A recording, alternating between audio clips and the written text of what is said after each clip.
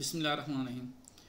दोस्तों, अगर हम अपने लाइफस्टाइल को थोड़ा सा तब्दील कर लें और उसमें ज़्यादा नहीं तो 3 अपनी आदतों को चेंज कर लें तो मैं समझता हूँ कि शायद हम कभी भी बूढ़े ना हों।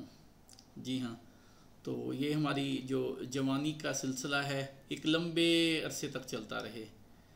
तो सबसे पहले तो मैं बात करूँगा कि अगर हम अपनी ज़िंदगी में डिप्रेशन को, स्ट्रेस को और मनफी सोच को कम कर दें, अगर हो सके तो अपनी ज़िंदगी से ख़त्म कर दें, तो मेरे ख़्याल में काफ़ी सारे प्रॉब्लम्स हल हो सकते हैं।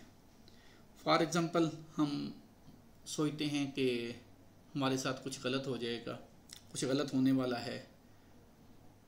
ये एक नेगेटिव सोच है। हमें हमेशा पॉजिटिव सोचना है और अच्छी उम्मीद रखनी चाहिए। कुछ लोगों के अंदर हसद बहुत ज़्यादा होता है, तो वो इस्लामिक पॉइंट ऑफ व्यू से भी वो कहते हैं कि हसद नेकियों को खा जाता है। तो हसद से बचना है हमने। ये भी एक मनफी रवैया है, मनफी सोच है हमारी। हम में से बहुत से लोग किसी दूसरे को तरक्की करता नहीं देखना चाहते। अगर कोई तरक्की करने लग जाए, कोई रिश्तेदार, हमसाया, दोस्त, अजीज़ों कारब में से, हम बर्दाश्त नहीं करते उसे। किसी को ऊपर जाते हुए देखकर, तरक्की करते हुए देखकर हमें खुश होना है, पॉजिटिव सोचना है। इसके साथ साथ छोटी छोटी बातों पे परेशान हो जाते हैं, ये भी एक मनफी रवैया है। हमें लाइफ को मूव फॉरवर्ड करने के लिए, आगे लेके चलने के लिए छोटी छोटी बातों को इग्नोर करने की ज़रूरत है। छोटी छोटी बातों पे परेशान होने की बजाय, टेंशन लेने की बजाय, डिप्रेशन में जाने की बजाय, स्ट्रेस लेने की बजाय, बल्कि क्या है, अपने ज़र्फ़ को बड़ा करके हमें आगे बढ़ना है। और किसी भी बंदे की अपने इर्द गिर्द के नेगेटिव लोगों से दूर रहें, नेगेटिव बातों से दूर रहें, मनफी सोच से दूर रहें, पॉजिटिव सोचें, पॉजिटिव लोगों में उठें बैठें। तो क्या होगा, हमारा लाइफस्टाइल भी अच्छा हो जाएगा, हमारे जो माइंड सेट है, हमारा मेंटल कंडीशन है, वो भी बेहतर हो जाएगी। कुछ लोग ओवर थिंकिंग करते हैं, चीज़ों के बारे में बहुत ज़्यादा सोचते हैं। देखिए, हमारे सोचने से एक हद तक तो ठीक है, अपनी पॉजिटिव प्लानिंग के लिए सोचें, लेकिन जब हम एक लेवल से ऊपर चले जाते हैं, वो भी हमारे ऊपर बर्डन हो जाता है। ओवर थिंकिंग भी इटसेल्फ बर्डन है। तो कोशिश करें कि ओवर थिंकिंग से भी परहेज़ करें। ये तो था हमारा पहला पॉइंट। दूसरी बात जो है वो है राब्ते की कमी। हम में से बहुत से लोग तन्हाई पसंद होते हैं, अकेले रहना चाहते हैं, एक दूसरे से राब्ता नहीं करना चाहते, अपने अजीज़ों अकारब से, रिश्तेदारों से।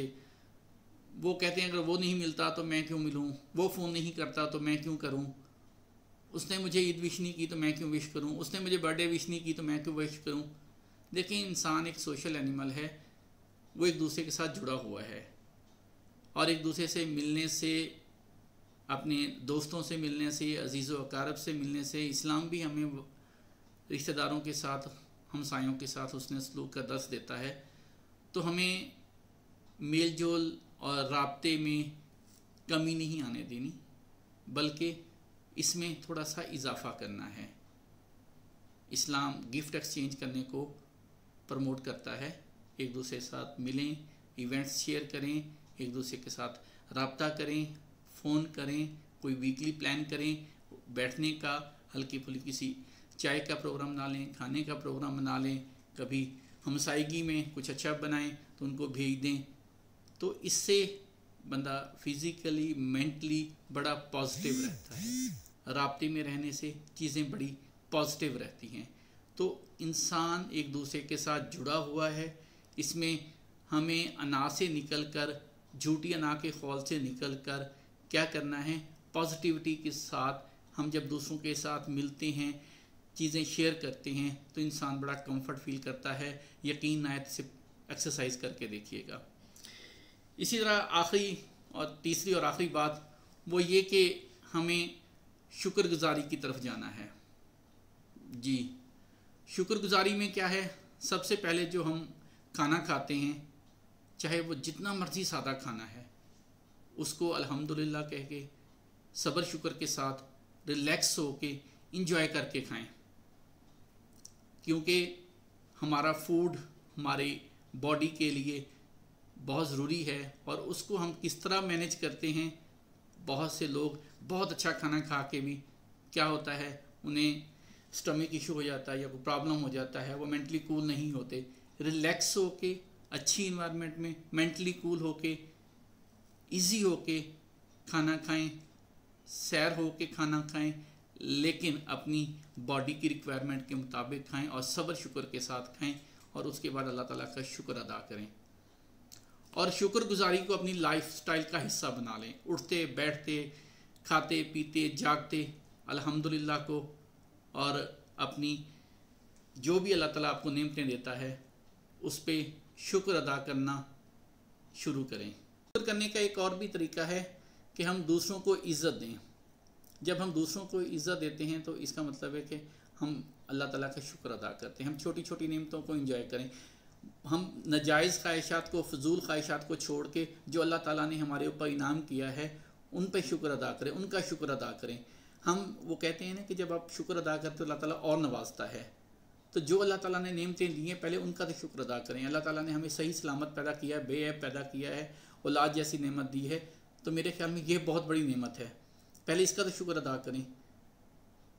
अल्लाह ताला ने आपको माँ बाप जैसी नेमत दी, उनका शुक्र अदा करें।